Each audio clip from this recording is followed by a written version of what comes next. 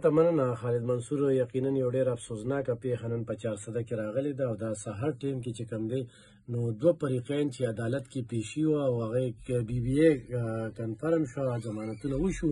او د هغې نه پس بیا یو فریق رووته، بیا دویم فریق روځي او دویم فریق چې کوم دی هلته کې ډزې وکړي او هغې کې چې کوم دی نو 4 جنازې اوس لږ ساعت مخکې چې موږ راتلو نو هغه جنازې هغه اوچتې شوې، هغه ویډیو فوټیج چې کوم دی هغه زمونږ په دې فیسبوک لیکه باندې شته دی. دغه واقعه چې کومه 3 ورځې مخکې د دوی په ځمکه باندې څه توتو میمې راغلي وو، بیا په یو بل ډز هم کړی وی هغه ټایم کې نو بیا د عمردو تاڼه کې د هغې اف آی آر شي او په هغه اف آی آر کې چې کوم دی دوی نن عدالت ته پیش کېدل او عدالت کې چې کوم دی دغه بي بي اے وشوله او د هغې نه پس دا واقعه راغله. دوی د 400 سیمې غزګي سره تعلق ساته. یوسف چې کوم دی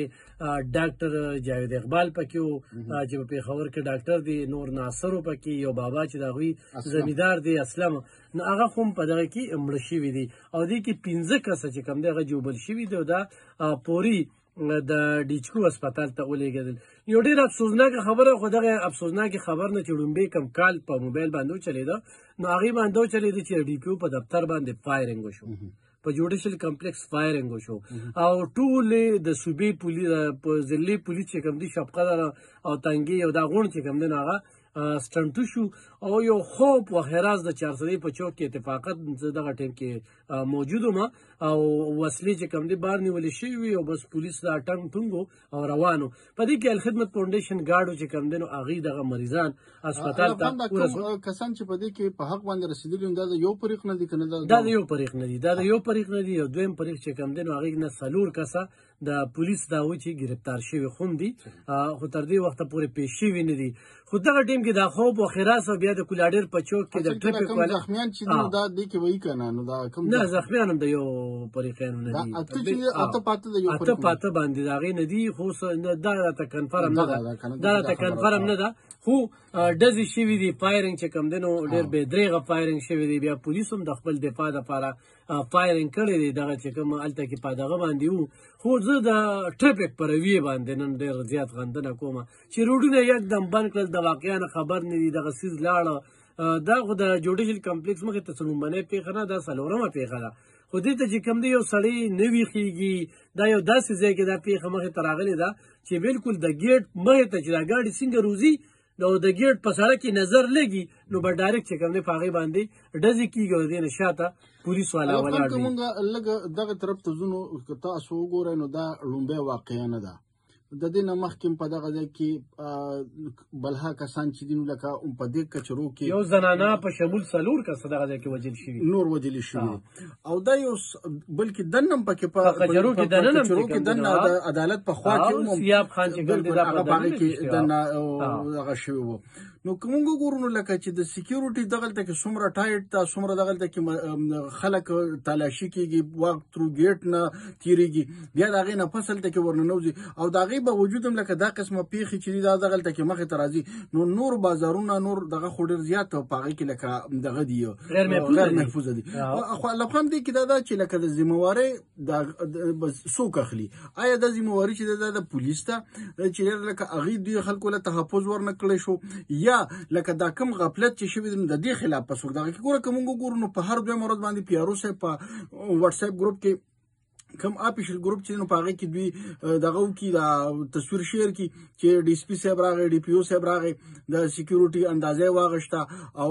غارت یې وکته، وسلې یې وکته، پلانې یې وکته، ډنګرې یې وکته او پوزیشن او حال چې هغه بیا دا وي. ګوره دې کې د مقامي تاڼې سېچو کمزوري ده. زه صرف په دې